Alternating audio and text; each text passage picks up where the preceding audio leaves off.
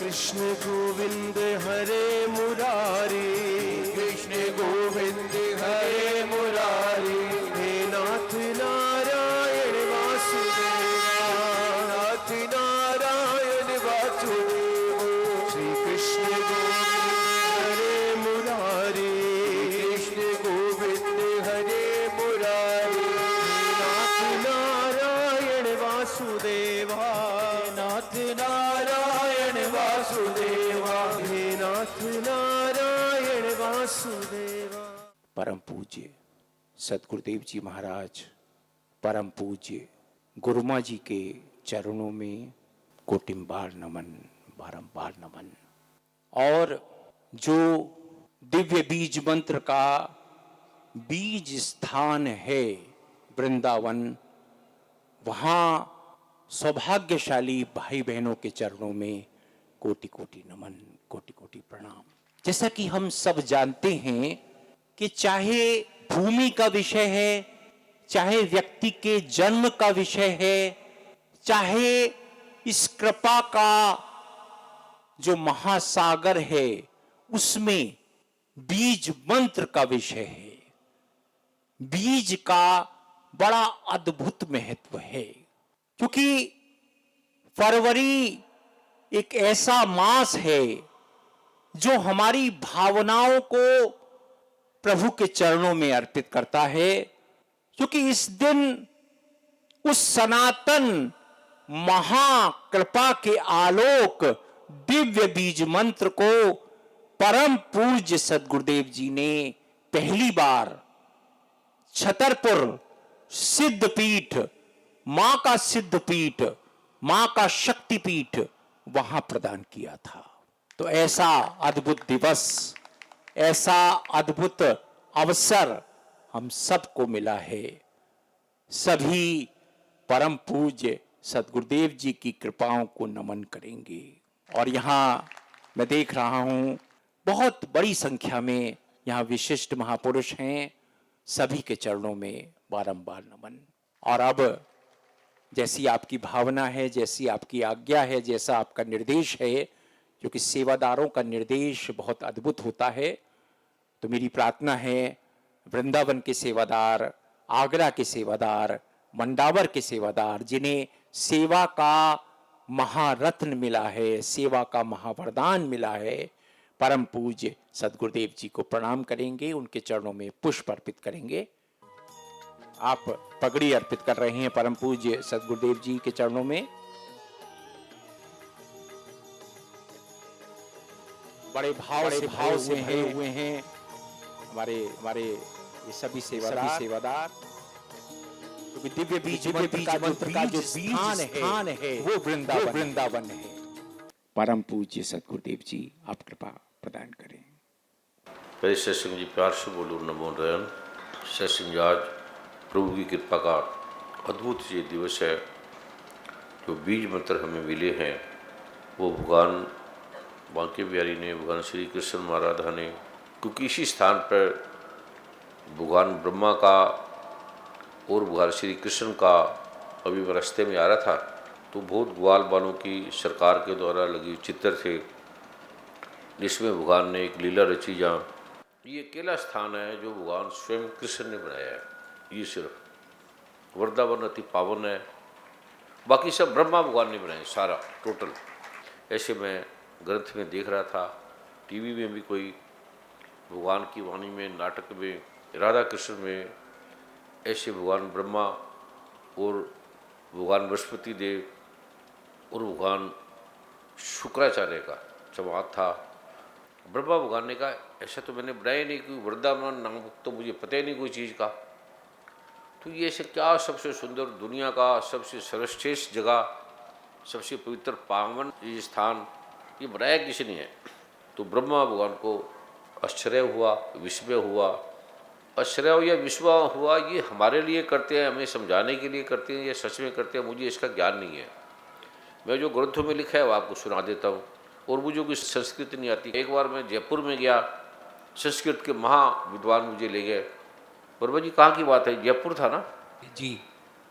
तो मैं बोलने लगा, स्टूडेंट बैठे थे, बड़े बड़े विद्यार्थी थे, तो एक खड़ा हो गया, कहता है आपको तो संस्कृति नहीं बोली आती, मतलब आप तो बोल ही गलत रहे हो। हम संस्कृत के विद्वान हैं इतने बड़े बड़े, उसको भारत का सबसे श्रेष्ठ विद्वान का राष्ट्रपति जी ने सम्मान दिया सारे देशों के कि वो अद्भुत विद्वान है। तो मैंने बड़े ऋषि मुनि से सीखी, संस्कृत आती तो थी नहीं, तो जैसे उसने सिखाई फिर मैं वैसे बोलने लगा। तो जब मैंने बोली तो वो कहते हैं भाई आप तो गलत बोल रहे हो संस्कृत। तो मैं क्या, मुझे तो पता नहीं, मैं तो यही बोलता हूँ। कहते इससे क्या होता है? मैं कहा इससे रोग ठीक हो जाते हैं। कहते पर या तो उल्टा बोल रहे हो। तो मैं कहा मैं क्या करूँ, आपने मुझे बुलाया तो मुझे जो आता है मैं वही बोलूँगा ना। कहते इससे लाभ क्या होता है? मैं कहा तेरे अब दर्द है कितना? कहते मेरे दर्द तो बहुत है, शेटिका है, कुछ और बताइए। तो मैं कहा तू पाठ कर? कहते ये तो मैं रोज़ ही करता हूँ, जो आप बोल रहे हो ये मैं पाठ करता हूँ, पर मैं ठीक बोलता हूँ, आपकी तरह गलत नहीं बोलता। तो मैं कहा ऐसे कर, आज तू गलत बोल जो मैं बोल रहा हूँ। वो कहते गलत बोल क्या, ये तो उल्टा अर्थ है। मैं कहा तू बोल तो सिर्फ भगवान की दया तो देख। तो उसने बोला तो 5 मिनट कहता मैं तो ये ठीक हो गया। तो मैं कहा मुझे नहीं पता। तो मैं कहा भी मुझे नहीं पता। तो मैंने उन्होंने कहा मंत्र तब काम करता है। पहले तो कहता आप मंत्र ही सीख रहे हो, ये मंत्र नहीं, मंत्र है। मैं कहा मुझे ये भी नहीं बोलना आता मंत्र, पर जो मैं बोलता हूँ तो ऐसे बोल ले बस एक बार। कहते इससे क्या होगा? मैं कहा होगा तो देख लेना, भी होगा नहीं होगा, पर मैं भी प्रयोग करके देखना चाहता हूँ कि क्या इससे होता है। दूसरे लोगों को ठीक हो गया तो क्या ये ठीक हो सकता है? भगवान दयालु हैं, गुण अवगुण नहीं देखता, हमारी तरह तो है नहीं, हमारी गलतियों को पकड़ेगा। वो तो क्षमा के, करुणा के सागर हैं। कितने कोटि कोटि जन्मों के पाप है। गीता में भगवान ने सौंप का है, 18वें अध्याय का शायद 66वां श्लोक है कि कोई जघन्य अपराधी पापी गिरा से गिरा आदमी मेरी शरण में आके समर्पण करता है तो उसके मैं सारे पापों का नाश कर देता हूँ तत्क्षण। तो मैंने देखा, मैं कहा तो अद्भुत है। तो ऐसे मुझे समझता था, बड़ी गहराई से समझता था। तो मैं कहा ये भगवान की कृपा है, अब ठीक हो गया।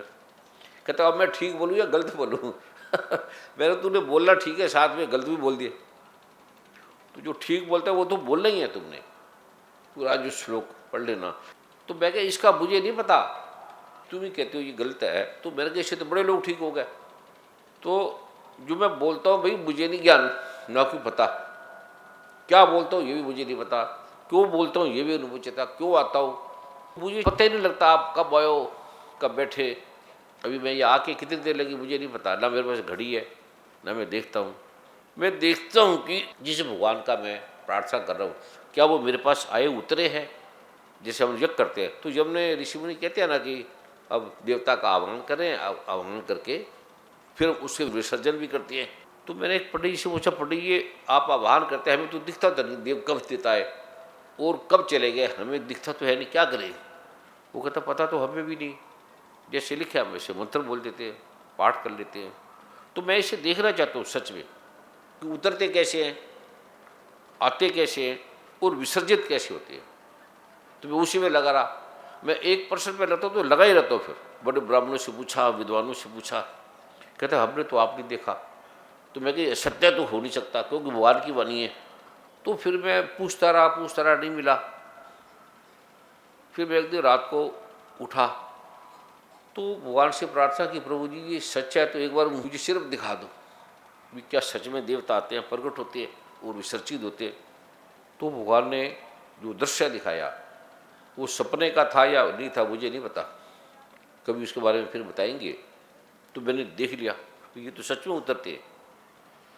और कहते जब तुम बोलते हो तो तू उस समय नहीं होता, तू आह्वान करते हैं प्रभु मेरी जीवा पे विराजो, तो तेरी जीवा पे तुझे नहीं पता लगेगा। और मैंने बोला भी कि जो लोग ठीक हो जाए मुझे पता ना लगे, ठीक हो ना हो ये आपकी कृपा प्रभु जी, हम सबके लिए प्रार्थना कर देते हैं तो आप बुलाओ।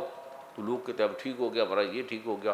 तो मैंने कहा प्रभु जी मुझे ना पता लगे क्योंकि ठीक आप करोगे तो मैं किसी को ये भी ना बोलूँ मैंने वो ठीक कर दिया, वो मेरे से ठीक हो गया, मेरी भाषा से ठीक हो गया, मेरे व्यवहार से ठीक हो गया, या मैंने ऐसा किया ये ठीक हो गया। तो मैं प्रभु से यही प्रार्थना मांगता हूँ कि मुझे पता ना लगे ठीक आपने करते हो तो मैं ये ना बोलूँ कि मैंने ये कर दिया वो कर दिया। ये मेरे पर कृपा करो प्रभु जी दयालु, मैं आपसे भीख मांग रहा हूँ। तो गुरु ने कहा ठीक है, आपको पता नहीं लगेगा, आपके मुँह से क्या निकलेगा आपको पता ही नहीं लगेगा। तो दूसरे के लिए कि आपने क्या मांग लिया, पता तो लगना चाहिए ना। अगर आपको पता ही ना लगे फिर आपके बोलने का क्या फायदा, फिर क्या करोगे। मैं मंदिर में जाऊंगा ना तो मैं कुछ मांगता नहीं, मैं प्रभु मेरी मत मानना, जो आपको अच्छा लगे दे दो। जैसे ये भी एक क्षमा प्रार्थना है। अब देखो ये बाहर ने लिखा है, क्षमा प्रार्थना में भगवान ब्रह्मा कह रहे हैं कि सैकड़ों अपराध करके भी जो आपकी शरण में आकर एक बार माँ जगदम्ब कहकर पुकारता है, उससे वह गति प्राप्त होती है जो ब्रह्मा आदि देवताओं के लिए भी सुलभ नहीं है। हे जगदम्बी कि मैं अपराधी हूँ, किंतु तुम्हारी शरण में आया हूँ, इसमें आपकी दया का पात्र हूँ, आप जैसा करो। ये नहीं बोला ये करो, इसलिए ब्रह्मा भगवान ने कुछ मांगा नहीं। वो लिखा है कि भूलवश अज्ञान से बुद्धि भ्रांत होने के करके मैंने कोई न्यूनता गलत बोल दिया हो, अधिक बोल दिया हो, वे क्षमा करो, प्रसन्न हो। और सच्चेदानंद स्वरूपा परमेश्वरी जगन माता कमेश्वरी, तुम प्रेम पूर्वक मेरी ये पूजा स्वीकार कर लो और मुझ पर बस प्रसन्न रहो, शरण अपना पाठ दो। हे सुरेश्वरी, तुम गोपनीय से भी गोपनीय वस्तु की रक्षा करने वाली हो, मेरे निवेदन इस जप को ग्रहण करो, स्वीकार करो और मुझे भक्ति दो और पाठ दो, और कुछ नहीं मांगा। और तुम जैसा करो, फिर भी कह रहा है कि मेरी मत मांगना, जो आपको अच्छा लगे वो करो। लास्ट में तुम जैसा चाहो वैसे करो, इदानी अनुकुभ्यम यथेष्यति तथा करो, जो आपको अच्छा लगे आप वैसा करो बस। एक बार बहन अरुण गोल जी की मिसेज मुझे कहने लगी, गुरु जी ये जो लाइन है अभी बैठी है बहन जी, तुम जैसा वैसे करो, ये अगर मैं ना बोलूँ, कहता मैं बोलूँ कि जैसा मैं चाहूँ तुम वैसा करो। तो मैंने फिर कुछ बोला नहीं, या क्या बोला मुझे याद नहीं। अच्छा मुझे भी इसकी बात ठीक लगी, बात तो ठीक कह रहे हैं, तुम जैसा करो, भगवान पता नहीं क्या कर दे और हम मांगना क्या चाहते हैं। तो इसमें बड़ा दिन विचार करता रहा, बड़े दिन। मैं कहा बहन जी ने बात तो ठीक बोली है। अब गीता कभी पढ़ोगे तो अर्जुन ने वो बातें बोली, उसे कोई आदमी गलती नहीं कर सकता, कोई भी, कि मैं राज का क्या करूँगा, करोड़ों लोग को बार बार दूंगा, दादा परदादा सब मर जाएंगे, बचेगा कौन, राख। और एक राज के लिए सारे करोड़ों लोग मर जाएंगे, बचेगा कुछ नहीं, खाक बचेगी। तो मैंने राज क्या करूँगा राज का, जिससे मेरे दादा परदादा पोतर पातर सब मर जाएंगे और मैं अकेला बचूंगा 5 जने, तो मैं राज का क्या करूँगा। और कोई आदमी इसको बुरा नहीं कहेगा। अग्रवाल साहब ठीक है ना, नहीं? अग्रवाल साहब को माइक दो। तो अग्रवाल साहब आप बताएं। अर्जुन कह रहा है करोड़ों लोग मर जाएंगे, इनका सारे खत्म हो जाएंगे, मैं युद्ध कर रहा हूँ, कोई बचेगा नहीं। कृष्ण भगवान को कह रहे हैं तो क्या ये अर्जुन गलत बोल रहा है। सारे लोग कहते कोई नहीं बचेगा, राख ही नहीं बचेगी, तो अरे चाचे ताए सब मर जाएंगे, दुर्योधन के सब मर जाएंगे, कोई नहीं बचेगा, और मैं अकेला राज किस पे करूँगा, खाली राज के लिए मैं युद्ध करूँगा, खाली राज के लिए, धन के लिए। और जो बात तो ठीक कर रहा है ना जी गुरुदेव, तो कोई भी इसको इनकार नहीं करेगा, नहीं।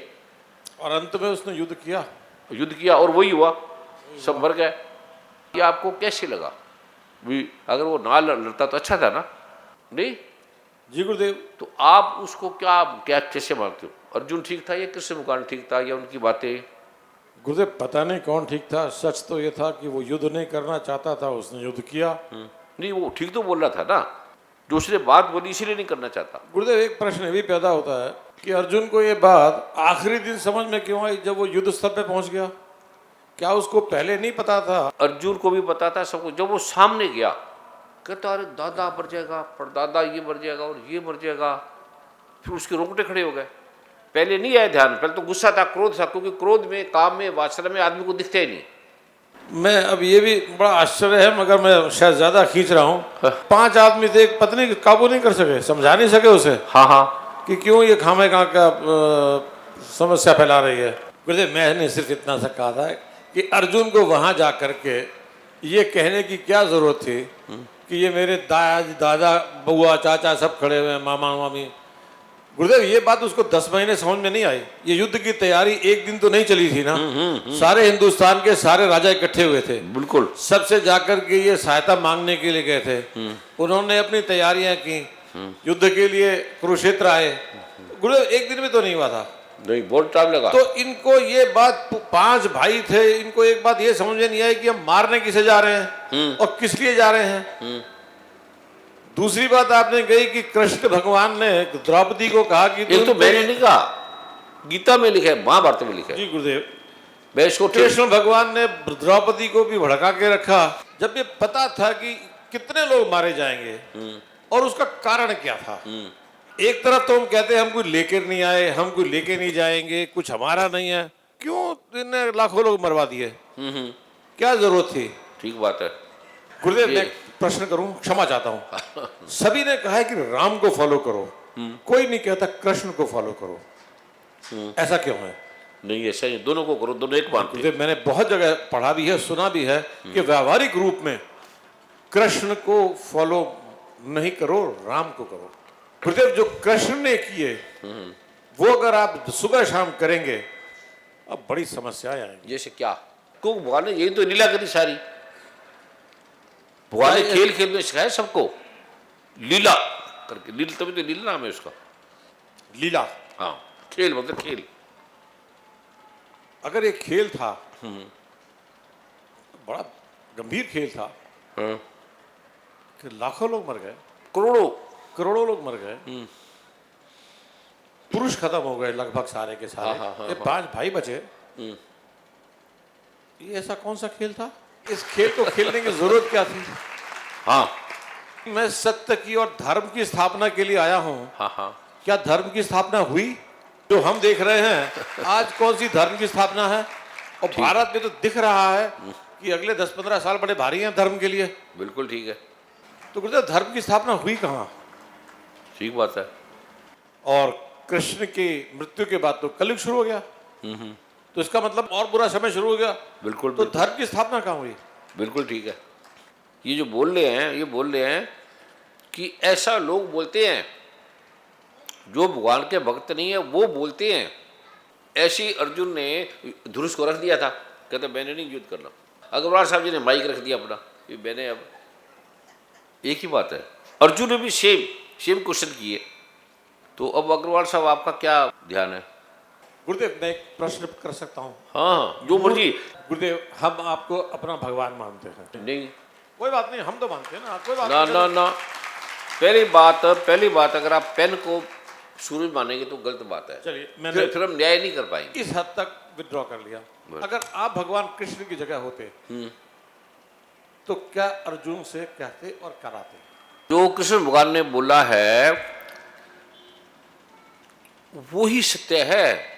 वो सत्य बोलते नहीं, गलत करते नहीं, सोचते नहीं। राम कृष्ण दुर्गा लक्ष्मी काली सरस्वती शिव ब्रह्मा विष्णु महेश ये गलत सोचते नहीं। गणपति भगवान ये सोचते नहीं, करते नहीं, विचारते नहीं। नहीं गुरुदेव इसमें तो मैं माफी चाहता हूं दोबारा, शायद मैं आप ठीक बोल रहे हो। यहीं से अंधविश्वास शुरू होता है, बिल्कुल, जिसके लिए हिंदू धर्म की शायद बुराई की जाती है या ठीक बात। उसकी एक कमियां बताई जाती हैं। बड़ा महत्वपूर्ण प्रश्न है ये, और इसके महत्वपूर्ण उत्तर है। ये कल हम लेंगे और आपको ये प्रश्न शब्दों के द्वारा नहीं समझाऊंगा, तथ्य में दिखाऊंगा। ये देख लो, जो जिए थे, जो मरे थे और जो मर गए उनका क्या हुआ। जो मर गए आप सोच नहीं सकते, इतना मजा, इतनी सुख में, और कितने सालों से वो मर रहे थे कीड़े मकोड़े बन बन के, और उन्होंने कई जन्म मांगा कि हमें अपने सामने मरना है हमने आपके। ये तो आपको मोटा मोटा ज्ञान ही है ना, कि जो भगवान नारायण के पास थे ना, तीन थे ना भगवान नारायण के पास, जो बने हुए थे, क्या नाम उनके अधिकारी, जिनको श्राप मिला और पृथ्वी पे आ गए। ये कंस बना, एक रावण बना, मेघरा नहीं, रावण बना और कुंभकर्ण बना, नहीं उसके पिता प्रहलाद के पिता हिरण्यकश्यप, ये बने परम भगत थे भगवान नारायण के। ये परम भगत थे रावण, या कोई और भी होंगे, पर ऐसे ही थे 3। फिर भी पढ़ लेना, मुझे कोई पक्का ज्ञान नहीं है। पहला नंबर है कि वो फिर उसने मांगा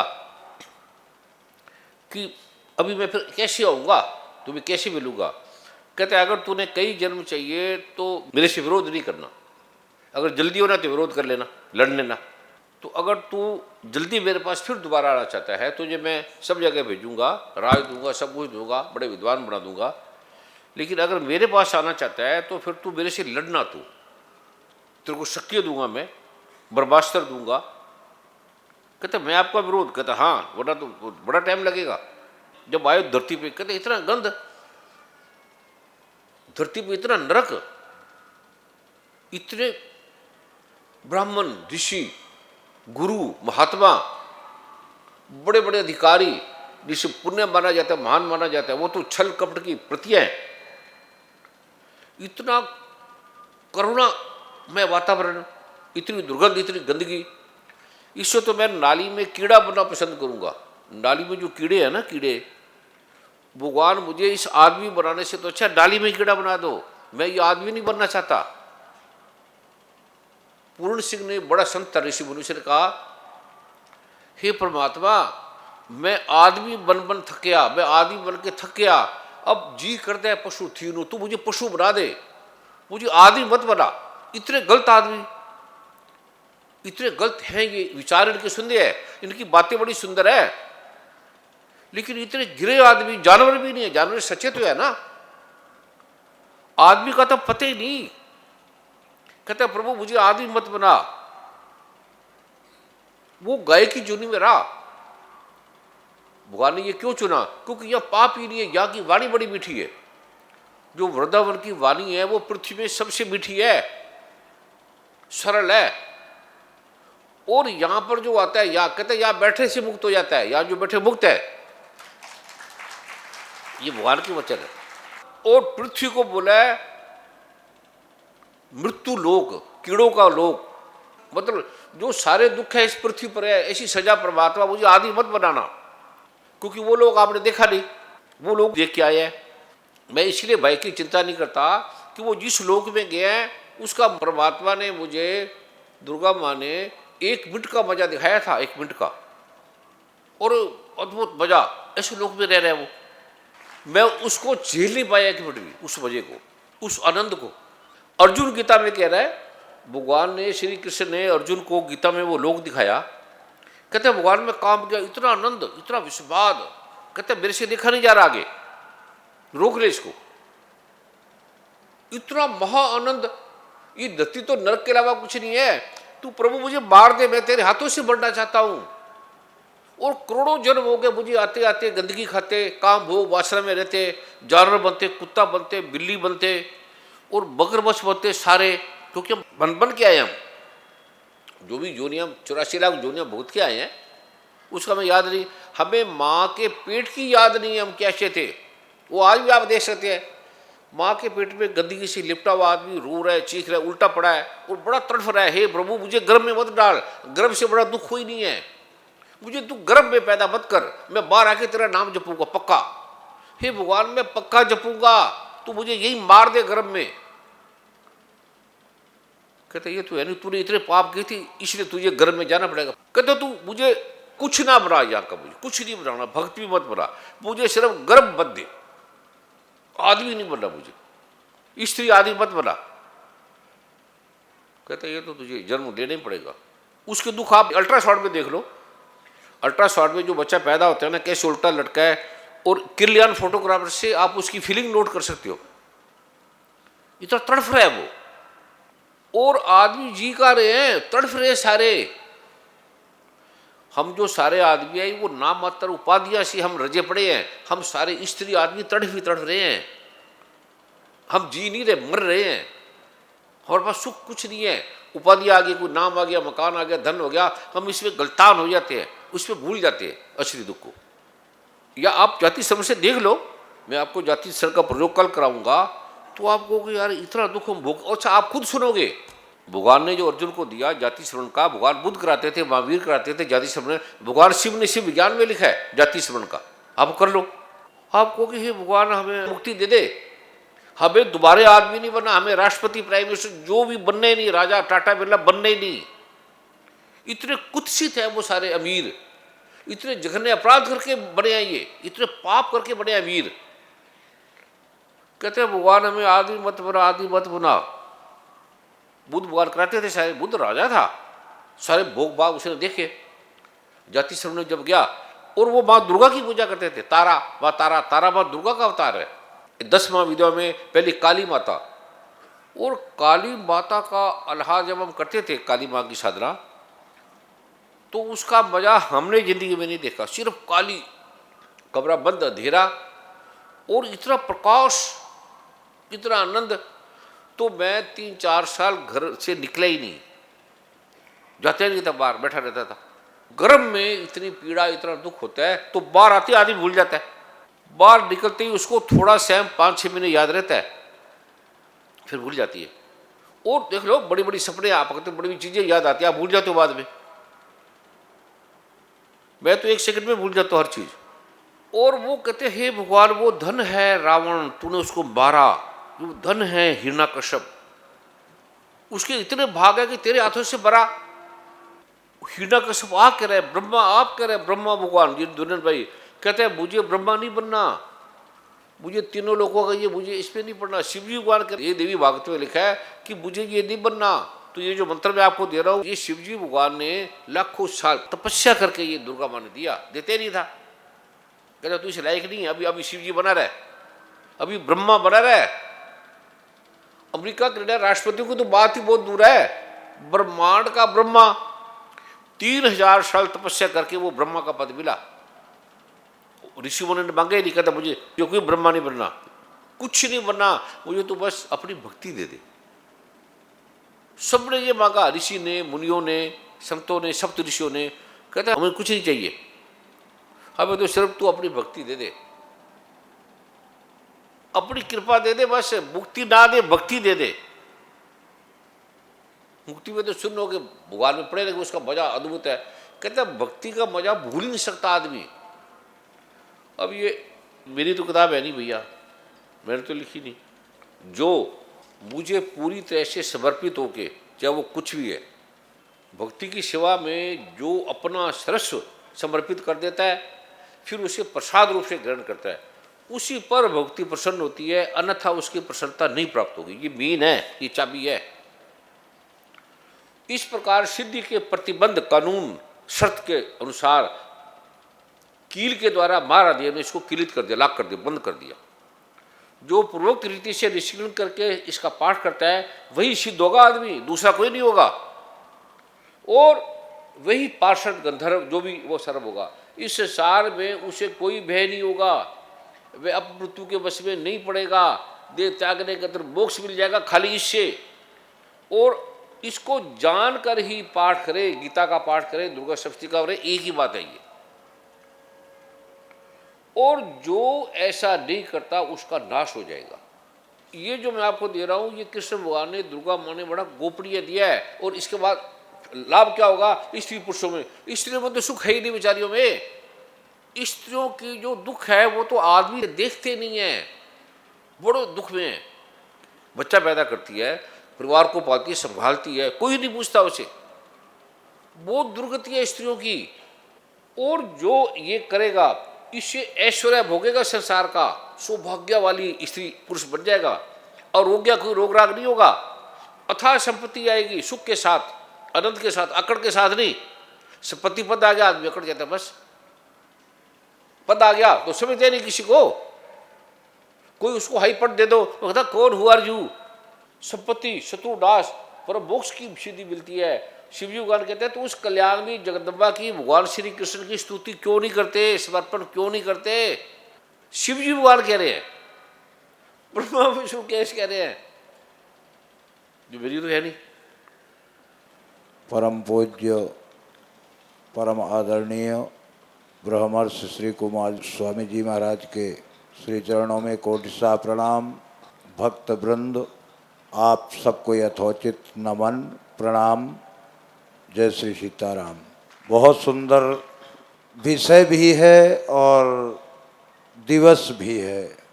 सभी प्रकार की शंकाएं होती हैं मानव के जीवन में। हम कृष्ण को ढूंढने के लिए निकलते हैं या परमात्मा को ढूंढने के लिए निकलते हैं। रामावतार में भगवान राम के चरित्र का अनुसरण करना चाहिए और कृष्णावतार में कृष्ण ने स्वयं कहा है, जो जीव बोल रहा है वह स्वयं कृष्ण है, और जो क्रियाएं हैं, कलाप हैं या परिवार है, वे सारे संपूर्ण शरीर के अंदर 16,108 नाड़ियां हैं। कोई गोपिकाएं हैं तो कोई पटरानियां हैं। इसी शरीर के अंदर जो बोल रहा है वही कृष्ण है। जीव ही मंत्र है, मंत्र ही जीव है। जिस तरह से मानव जीव को नहीं पहचान सका, उसी तरह से बीज को भी नहीं पहचान सका। मंत्र बीज के अंदर एक ही बीज से नाना प्रकार के फल पैदा हो सकते हैं। ये देवताओं के बीज हैं, कोई गेहूं और चावल के बीज नहीं है। मंत्र दृष्टा के अनुसार 16 स्वर और 36 व्यंजन हैं, ये सारे ही बीज हैं। उन बीजों का कहाँ किस तरह से उपयोग लेना है, ये हमारे सनातन धर्म के अनुसार ऋषि और महर्षियों की देन है। महर्षियों ने अब जीवनोपरांत तक तप किया। उस तप के परिणाम स्वरूप हम सब अबोध बालकों को सर्व संपन्न कराने के लिए उन्होंने हमें बीज मंत्र दिया, जिस बीज के द्वारा हम सबका कल्याण हो रहा है। मुझे जहाँ तक याद है, ठीक 24 साल पहले की बात है, सन 1998 में, जिस समय दुर्गा सप्तशती के बीजों का प्रादुर्भाव हुआ, वर्ष बाद बीजोत्पत्ति होने के बाद ब्रह्मर्षि जी ने सबको बीज देना प्रारंभ किया। समस्त देवी देवताओं के बीज सहज में ही प्राप्त हो जाएं। उस समय वर्मा जी को था ही नहीं, वर्मा जी भी नहीं थे उस समय, कोई भी नहीं था उस समय वर्मा जी भी नहीं थे। 5 वर्षों तक तो बीज का उसका सब तप हुआ, प्रयोग होता गया। प्रयोग होता गया, और वे प्रयोग ऐसे प्रयोग हुए कि साकार रूप में भगवती दृश्यादृश्य रही। और वो कठोर तप महाराज जी का आज सब कुछ वैभव वही कठोर तप के द्वारा चला आ रहा है, जो उन्होंने संघर्ष किया। जहाँ तक देवताओं की बात है, तो देवता कहता है, अपने आप कहता है, हर देवता कहता है। अभी महाराज जी ने बताया, दुर्गा सप्तशती के अंदर श्लोक है, मत्समः पातकी नास्ति पाप अग्नि त्वत्समा नहीं एवं ज्ञात्वा महादेवी यथा योग्यम तथा कुरु। जैसा आप अच्छा समझें वैसा करें, ये शब्द था। यदि हम अपने स्वामी के पास जाएं और हम उससे अभिलाषा करें तो ये हमारी नादानी है, क्योंकि स्वामी को अपने आप पता होता है कि बालक को इस चीज़ की आवश्यकता है। इसलिए इन शब्दों को हम सोचे कि इसमें प्रभु को हम आर्डर दे रहे, मांग रहे नहीं। प्रभु के सामने यदि हम नतमस्तक हो गए, कृष्ण और राम में केवल अंतर इतना है, कृष्ण चिंतनीय है। कृष्ण का 24 घंटे चिंतन करना है, क्योंकि जीव कृष्ण है। 10 इंद्रिय हैं इसी शरीर के अंदर। ज्ञानेंद्रियों के अनुसार जो कर्म करता है वह जीव सफल होता है, यही गीता में बताया गया है। और गीता में जो बताया है, इनको मारो, तो उनको मारने का कारण ये नहीं है कि ये मेरे सगे हैं। वो जन्म जन्मांतरों से सगे नहीं हैं, वो पापी जीव हैं जिनको कृष्ण मरवा रहा है। कृष्ण ने इस कृष्ण की प्रशंसा इसीलिए तो है ना, कृष्ण तत्वमयी देवता है, हर तत्व में विराजमान है, हर जगह विराजमान है, इसलिए कृष्ण की प्रधानता है। और चाहे कृष्ण कहें, चाहे विष्णु कहें, चाहे राम कहें, हैं एक ही। अंग्रेजी में कहावत है, God is one but her name is expensive. Sanskrit में कहते हैं, अनेक रूप रूपाय विष्णुवे प्रभु विष्णुवे नमः समस्त भूता नामादि भूताय भूभृते। भगवान एक है, उसके नाम अनंत है। अभी यहाँ महाराज श्री बैठे हुए हैं, थोड़ी देर बाद संतों के पास जाएंगे, महामंडलेश्वर जी हो जाएंगे, थोड़ी देर बाद गृहस्थी में जाएंगे, गृहस्थी में अलग नाम हो जाएगा। तो इनके नाम अनेक अनूपा, इनके नाम अनेक अनूपा। मैं नृप कहूँ, स्वयं वशिष्ठ जी ने कहा है, मंडप कहूँ सुमति अनुरूपा। तो इनके तो नाम अनेक हैं। अब उनको किस नाम से आप पुकारते हैं? जैसे भक्त कहते हैं गुरुदेव मेरी रक्षा करते हैं, तो आभ्यंतर से गुरुदेव हमेशा रक्षा करते हैं सबकी। जब आप आभ्यंतर के अंदर माने अपने हृदय के अंदर, किसी ने कहा है, श्री व्यास जी ने कहा है, संक्षिप्त में बताऊंगा, व्यास जी ने कहा है जिस हृदय के अंदर परमात्मा का वास होना चाहिए, उस हृदय में छल कपट राग द्वेष दंभ पाखंड मद मत्सर ईर्ष्या अहंकार इत्यादि विकार रहते हैं, तो भगवान कहाँ से रहेगा? आप दिल्ली में है, यहाँ है, लंदन में चले जाइए, वहाँ भी गुरुदेव आपकी छत्र छाया बना करके आपको रखेंगे। यही गुरु का आशीर्वाद होता है और यही आज का सारांश है। आप सब दीर्घायु हो, सभी को आनंद हो, गुरुदेव की यही अभिलाषा है। नहीं तो गुरुदेव को कोई आवश्यकता नहीं। गुरुदेव तो परोपकारी जीव है। अब तो चाहे गृहस्थी के बना लो, चाहे विरक्त के बना लो, गुरु तो गुरु ही होता है। गुरु साकार रूप में ब्रह्मा भी होता है, विष्णु भी होता है, महेश भी होता है, और उन्हीं की कृपा के अनुसार वो समस्त संसार को आनंदित कराता है। तो प्रभु की कृपा आप सबके ऊपर बनी रहे। हम सब प्रभु से यही प्रार्थना करते हैं कि महाराज श्री दीर्घायु रहें और दीर्घायु होकर के हम सबको बहुत समय दें, हम सबको ज्ञान दें, बुद्धि दें, विवेक दें, क्योंकि गुरु ही एक ऐसा चराचर जगत के अंदर प्रकट होता है जो हम सबको रास्ता बताता है। बोलिए जय श्री कृष्ण, जय श्री राम। मंच पर आसीन ब्रह्म ऋषि कुमार स्वामी जी आज बहुत सारी चर्चाओं को न करते हुए केवल गुरु महिमा का व्याख्यान में करना चाहता हूँ। हमारे हिंदू धर्म में और सनातन धर्म में ब्रह्म ऋषियों ने, मुनियों ने या भगवान ने जिन जिन को कभी श्राप दिया है या कोई दंड दिया है, उनको स्वयं वह ऋषि मुनि और भगवान ने स्वयं अपने हाथ से उनके पास जाकर उनका उद्धार भी किया है। ऐसा शास्त्रों में वर्णित है।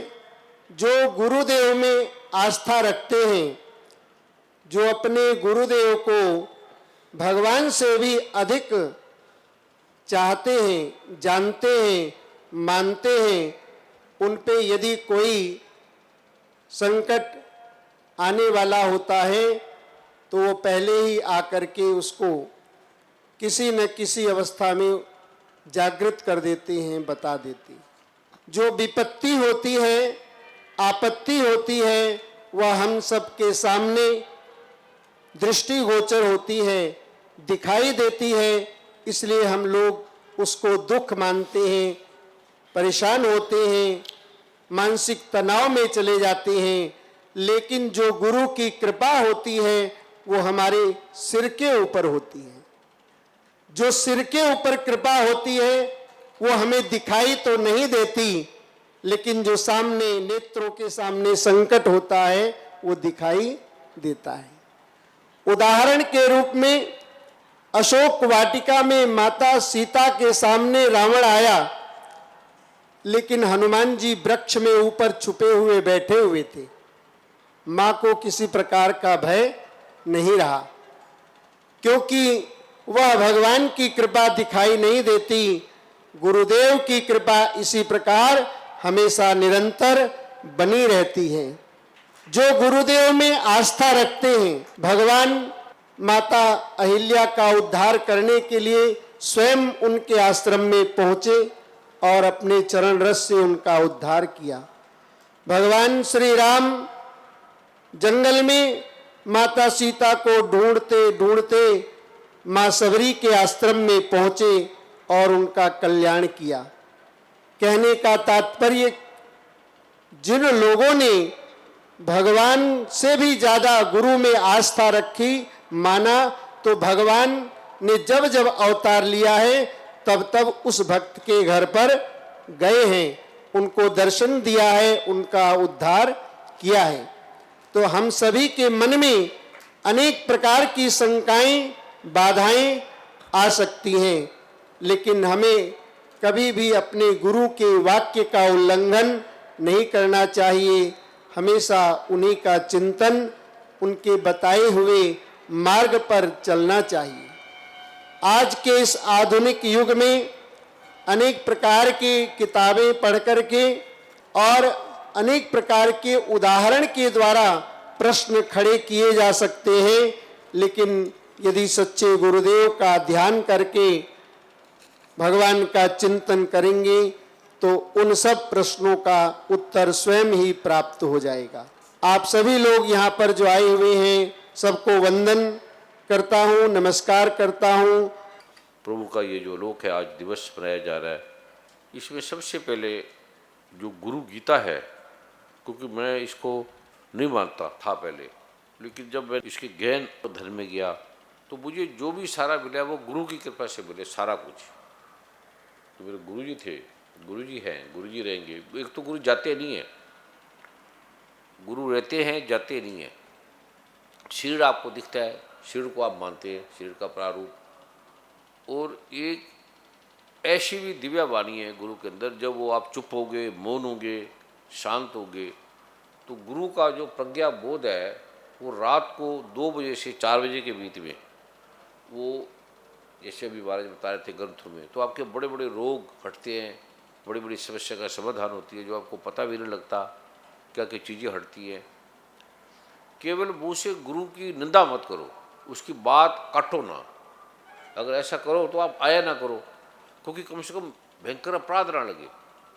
मजाक भी ना करें गुरु की बात का, क्योंकि आपको शरीर दिख रहा होता है, लेकिन गुरु में क्या क्या प्रविष्ट है, पाठ से क्या क्या आते हैं, वो आपको दिख नहीं रहा होता, क्योंकि दिखेगा नहीं, वो अपरा है, हमारा शरीर अपरा है। सबसे पहले जो बीज मंत्र का जो प्रारूप है, जो अभी तक किसी को भी नहीं मिला, इस संसार में किसी को नहीं मिला, जो इसमें भगवान श्री कृष्ण माँ दुर्गा हम पर कृपा करते हैं, वो अद्भुत कृपा कर रहे हैं। ये इस समय जो कृपा कर रहे हैं, ग्रंथ पढ़ रहे हैं, क्या पढ़ रहे हैं, मंत्र दे रहे हैं, ये नहीं है वो बिना संस्कृत के, बिना किसी के कृपा किए जा रहे हैं। वो समझ में आने का विषय नहीं है, पढ़ने का विषय नहीं है। बड़े बड़े विद्वान कर हमने वहाँ गए, अद्भुत विद्वान, सुनते सुनते आप आश्चर्यचकित रह जाते, पर जीवन में रस नहीं है, सुख नहीं है, दुख पीड़ा शब्द हैं, संस्कृत के शब्द हैं और बाहर है संस्कृत भी, लेकिन जीवन का जो परिवर्तन है, जीवन में ब्राह्मण का अर्थ है जो ब्रह्म को जानते हैं, बस वो चाहे कुछ भी ना जानते हो, जिसने ब्रह्म को जान लिया उसने सबको जान लिया। गुरु कुछ भी करता है, कुछ भी बोलता है, वो कृपा ही कृपा है। कहते भगवान चाहे कुछ भी करता है, मारता है, काटता है, कुछ भी करता है, उसी का नाम कृपा है। क्योंकि जो दुख की यात्रा है, जो जन्मों का प्रारूप है, वो केवल गुरु की बात मानने से मिलता है, और कोई उसका चारण, कोई राज ही नहीं है। भगवान को पूछ लो, कुछ नहीं मिलेगा आपको, क्योंकि ये भगवान ने खुद कहा है। गीता में भगवान कहता है तत्विधि प्राणिपातेन परिपुष्टेन शिव्या उपदेश चंती ते ज्ञानम ज्ञानी तद्दर्शिना। भगवान आप खड़े हैं, अर्जुन को बोलते हैं तू उस गुरु को याद कर, तत्ववेता के पास जा, वो तुझे बताई देंगे। तो सबसे पहले जो आपको मिला है, जो बीज मंत्र खाली तो जगह में पड़े, सब जानते ही है, लेकिन इसमें जो तत्व प्रविष्ट होती है वो किसी को नहीं है, इसलिए लिखा है सबको मत दो। सब जानते हैं ये मंत्र, लेकिन ये पर्याप्त नहीं है, ये पता नहीं है। राम का नाम राम नहीं है, कृष्ण का नाम कृष्ण नहीं है, और भी कुछ है जो केवल गुरु की भक्ति से आपको मिलेगा। और कहीं खुलेगा ही नहीं, परमात्मा खुलेगा ही नहीं, बंद रखेगा, गुरु दिखाएगा नहीं आपको। क्यों दिखाएगा? क्योंकि आप देख नहीं पाएंगे। विराट रूप अर्जुन ने देखा, बाकियों ने नहीं देखा। तो अगर आपने जीवन में कुछ पाना है तो गुरु की बात मत काटो, और केवल गुरु के वचन, गुरु ही जड़ से उखाड़ने वाले अनेक जब्बों को, हर चीज को, हर समस्या का समाधान गुरु से होगा। आप शरीर देखोगे, शरीर से नहीं होगा, शरीर से परे भी अनंतरता लोक है, अनंत तरह से जगत में। ये आपको उस भक्ति से पता लगेगा, और दुर्गा माँ के पाठ से पता लगेगा। ये पाठ अद्भुत है, ये छोड़ा ना करो। और ज़्यादा क्या बोलूँ मैं, गुरु गीता का पाठ किया करो, ये जरूर। और दुर्गा सप्तशती का पाठ से कोई कुछ कहे, आप चिंता मत करो। मेरे को इतनी गाली निकलती, इतनी पीड़ा होती थी, इतना मजाक करते थे, इतना दुख होता था, इतना अपमान सा, इतना सम्मान सा। अपमान और सम्मान में कोई ज़्यादा फर्क नहीं, एक ही बात है।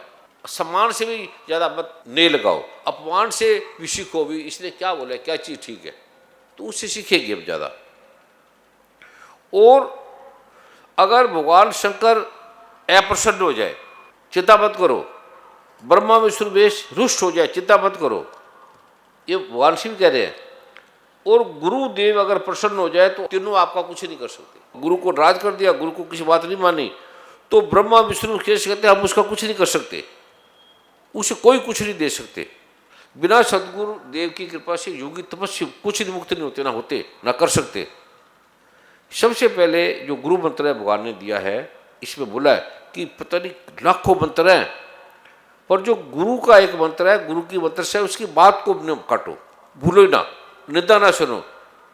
कहते हैं निंदा करो तो जीभ काट दो उसकी, अब जीभ काट रहे तो वहाँ से छोड़ दो, उससे मिले ना, वार्तालाप भी ना करो।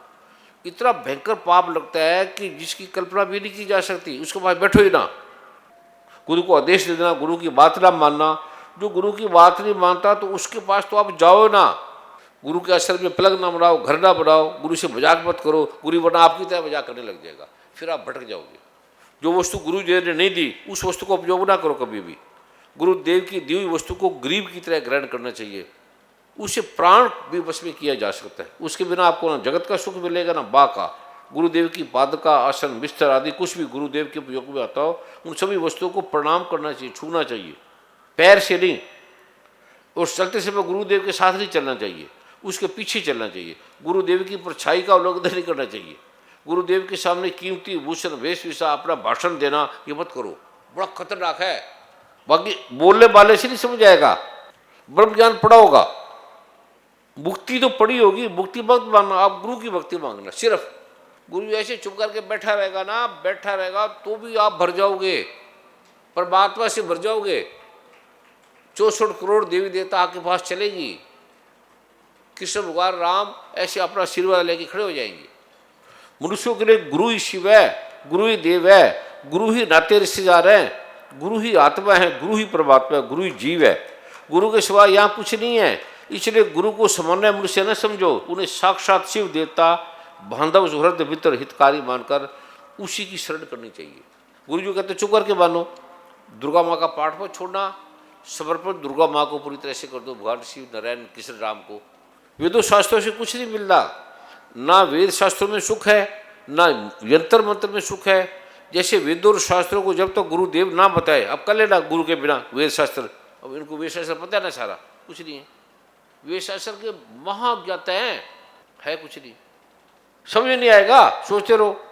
क्योंकि इस पृथ्वी पर गुरुदेव की कृपा के सिवा अन्य कोई मार्ग नहीं है, ना वैष्णव मत में, ना चारवाक मत में, ना शैव मत में, ना वेदों में, ना शास्त्रों में। गीता में खुद कहा भगवान ने कि अर्जुन ये वेदों से नहीं जाना जा सकता, छोड़ पड़ा वेद। और आप कहते हैं मैं वेद हूँ, कहता मैं ही वेद हूँ, कहता छोड़ तू मुझे, तत्ववेता ऋषि के पास जा, उसके पास जा। अरे इंद्रों को नहीं मिलता, राजा को नहीं मिलता, वो जो मिलेगा। इंद्र भी क्या है, वहाँ कामरा समय ग्रस्त है, भगवान कहते हैं। राक्षसों की चुनौती बड़ी रहती है, भय बड़ा रहता है। राजाओं को सुखी केवल आपने महाआनंद पाना है, क्योंकि आज का दिन है, अद्भुत है। ये कैसे मिला? सच में मैं आपको वो चीज़ देना चाहता हूँ जो आप सोच ही नहीं सकते, अद्भुत देना चाहता हूँ। अब मुझे क्या ग्रंथों की क्या जरूरत है? मुझे कोई जरूरत नहीं किसी ग्रंथ की, ना किताब की, ना बोलने की कोई जरूरत नहीं। आप ऐसे बैठ जाओ कि ऐसे बैठ नहीं पाओगे, नींद आ जाएगी। ऐसे बैठते बैठते फिर ऐसा पल आएगा, 1 सेकंड में आगे अंदर कोई चीज़ चली जाएगी, 1 सेकंड में आपको पता लगेगा क्या हुआ। मुझे गुरु ने, स्कूल में जा रहा था, पढ़ता था, गुरु ने देखा, ये डॉक्टर थे, उनके वहाँ कोई कंप्यूटर नहीं था, मैं स्कूल से आ रहा था, तो गुरुजी ने कहा इनको रख लो, तेरी पुड़ी बढ़ा देगा। पेशेंट बड़े खड़े होते थे, उनको कहते ये धन्वंतरी है। तो वो कहते ये क्या गुरु ही ऐसा होगा जैसे शिष्य है इसका, ऐसे गुरु भी ऐसा होगा। उसने मुझे कहा अच्छा पुड़ी बांध देना, मैं पुड़ी बांधता रहा, जैसे बता दी ऐसी दवाई। तो दूसरे दिन वो कहने लगा भी मुझे अचानक काम पड़ा है, तो 2 दिन तो जो मैंने दवाई लिखी है वो देते रहना, बस ऐसे। जो नए पेशेंट है उनको कुछ मत देना, पुराने को देते रहना। दूसरे दिन डॉक्टर नहीं आए, पर्ची लेके आ गए, तो मैं उसको दवाई बना देता, लिखा था। और कुछ पुराने लोग आने लगे जो मेरे से लड़ते थे, बुरा कहते थे, गाली भी निकालते थे, झगड़ते भी थे, प्रेम भी करते थे। वो भी आ गए, बैठ गए, कहते मेरी नबी देखो। मैं नबी देखी, मैं कहता तेरे को तो ये बीमारी है, तेरी माँ को ये बीमारी है, तेरी उसको ये है। तो क्या बोलता था मुझे नहीं पता, कहता बस हमें दवाई दे दो, दवाई दे देता था और वहाँ लेन लग जाती थी। उस समय कौन सा बीज मंत्र करता था मैं, कौन सा पाठ करता था, कितने ठीक हो गए, कितने क्या क्या हो गया, मुझे नहीं पता। अब जब मैं पहली बार जाने लगा तो मैं कहा बोलूँगा, मैंने तो कभी मंत्र नहीं जपा। जब बीज मंत्र के दिन जाना था तो मैंने कहा मैं बीज मंत्र जपा ही नहीं, और मैं आता तो मैं पढ़ता, किताब थोड़ी पढ़ता हूँ, कुछ नहीं पढ़ता, पाठ करते रहता हूँ बस। तो गुरु माँ और कार में बैठे तो गुरु माँ कहते कोई दे देना। अब गुरु माँ इसको नहीं मानते थे उस समय, कोई भी नहीं मानते थे, तो मैं कुछ तो दे दे। फिर मैंने पाठ किया, प्रार्थना की। फिर वो कार में जब आप पहुँचने वाले थे उस समय आइए दे देना जी। उस दिन पहले वाला जो आदमी कर ले मंत्र, उसके सारे दुख खत्म हो जाएंगे, जो पहले दिन दिया था स्टार्टिंग में। जो भी मैंने बोला है सालों से, जो भी बोला है उससे श्रेष्ठ कुछ नहीं है। आपको आगे जगत में क्या दुख आने वाला है, क्या प्रॉब्लम आने वाली है, क्या चीज़ है, इसके बारे में नहीं बोलना चाहता मैं। सच में आपको आनंद बड़ा मिलेगा, धन बड़ा आएगा, यश बड़ा आएगा, कीर्ति बड़ी आएगी। आप गुरु की बात को काटो मत, हृदय से परमात्मा से मांगो कि हम गुरु की बात ना काटे, हमें गुरु की भक्ति दो बस। तो पैसा उठा नहीं पाओगे, पैसे से दिमाग खराब हो जाता है, फिर आदमी क्या हो जाता है। इसलिए मैं तुम्हें देता नहीं। पैसा कितना खराब करता है, कितना हानि करता है, अगर समझो ना तो इससे तो गरीबी ठीक है। तुम अगर करोगे कि हमारे पास जितना धन आएगा हम ऐसे नॉर्मल रहेंगे, कुछ भी आएगा ऐसे नॉर्मल रहेंगे, ऐसी अगर आपकी स्थिति बन जाए तो मैं एक रात में आपको अरबोपति बना दूं, एक रात में अथाह संपत्ति सुख आएगा, अथाह। वो तत्क्षण मुक्ति मिल जाएगी, तत्क्षण। पैसा, स्त्री, काम, वासना, भोग, मकान, घर, कोठी, ये आपको ऐसे लगेगी। यश, कीर्ति, ये मान लो शराब, ये शराब पी रहा है तो शराब जब पीता है तो वो कहते हैं मेरे पास कोई बंदा ना आए। शराब के मजे में इतना उसको मजा आता है, शराब के मजे में, तो शराब का करोड़ गुना मजा आप क्या समझते हैं? काम वासना का, काम भोग का 100 गुना मजा, करोड़ गुना मजा ऐसा आएगा। देवता प्रकट होते हैं, ऐसे थोड़ी यज्ञ कहते हैं देवता प्रकट होते हैं। अब महाभारत में कुंती के प्रकट हुए, उसको लगा कि कैसे मंत्र से देवता प्रकट होंगे, उन्होंने पहले प्रयोग किया सूर्य भगवान का, सूर्य भगवान प्रकट हो गए। तो कल आप देखेंगे प्रकट कैसे होती है। ऐसे ये गुरु के अंदर वो आते हैं और आपका काम करके चले जाते हैं। गुरु को नहीं पता होता यज्ञ हवन क्यों करते हैं, कि अब देवता का आह्वान करते आते आते काम करके चले जाते हैं, आपको नहीं दिखेगा। तीर्थ में सबने यही तो लिखा है, मंत्र से देवता प्रकट होते हैं और आपका काम कर देते हैं। अब कोई ये मानेगा? ये तो मैंने बोला ही नहीं पहले ही, इसको कोई मानेगा जो मैं बोल रहा हूं? तुम आप ही पढ़ लेना। कोई मनुष्य अग्नि में जल रहा हो, आग ही आग हो, जंगल में आग से जल रहा हो, रणभूमि में शत्रुओं से घिर गया हो, शेर चीते हाथी खड़े हैं और विषम संकट में फंस गया हो, कोरोना ही कोरोना, सारी बीमारियां, और भय से चिल्ला रहा हो, तो दुर्गा सप्तती गान करके दुर्गा की शरण में मंत्र इसमें लिखा है, एक जप ले, जो मैंने आपको दिया भी है वो जप ले, तो उन्हें ना कोई शोक होगा, ना दुख होगा, ना भय होगा। तो पहले मैं भी मुझे माता मैं ये कैसे क्या हो सकता है, मैं डॉक्टर था आयुर्वेद का। अब जो दुर्गा माता ऐसे ऐसे कह रही है कि कीटाणु नहीं आएंगे, कोई ग्रह नहीं आएंगे, कोई कुछ नहीं होगा तुम्हारे ऊपर, कोई भय नहीं होगा, तुम माँ अमीर बन जाओगे, सुखवान बन जाओगे, शांतिवान बन जाओगे। मेरे को तो गुरु ने इतनी कृपा की है मैं बता ही नहीं सकता, बड़ी कृपा। मेरे पास अपना कुछ नहीं, गुरु की कृपा से है मेरे पास सारा। जो ऐसे योग याग आपको कराते हैं ऐसे, वो योग नहीं है, उसके उत्कीर्ण मंत्र बोलने पड़ते हैं। ऐसे योग निद्रा ऐसे मत क्या करो, आपका शरीर सूक्ष्म हो जाएगा। वो ऐसे रिलैक्स के लिए नहीं बनी, वो सूक्ष्म प्रारूप मंत्रों के द्वारा देवी देवता आके आपको कृपा करते हैं। खाली योग कर लोगे 1 2 3 4, निद्रा आ रही है, हाथ पैर ऐसे हो रहे हैं, वो मत क्या करो, वो योग निद्रा मत क्या करो। वो गुरु की शरीर में गुरु अंतर से जैसे पाठ है, मंत्र करता है उसको भी, देवी देवता आप आओ, इनके अंदर इनके रोगों का अंत करो। अगर वैसे योग करोगे तो सूक्ष्म नकारात्मक शक्तियां घुस जाएगी आप में। गुरु के सानिध्य में करो। उत्कीर्ण निष्कीर्ण शापोद्वार बिना कोई चीज नहीं है।